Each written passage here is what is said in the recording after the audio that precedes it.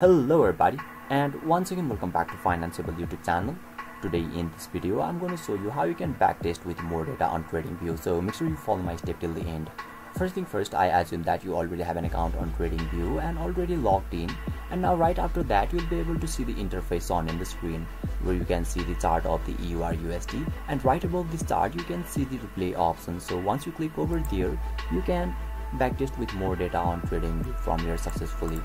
But make sure you have already subscribed to the plans on the TradingView, and yeah, you will be able to backtest with more data successfully on TradingView. So basically this is how you can backtest with more data, and if you still encounter any issue during this process, feel free to leave a comment and I'll be happy to assist you. If you found this video helpful, please give it a thumbs up, and if you are new to this channel, make sure to hit the subscribe button and set the bell icon to on so that you can stay updated with our latest content. Thank you for watching, and I'll see you next time.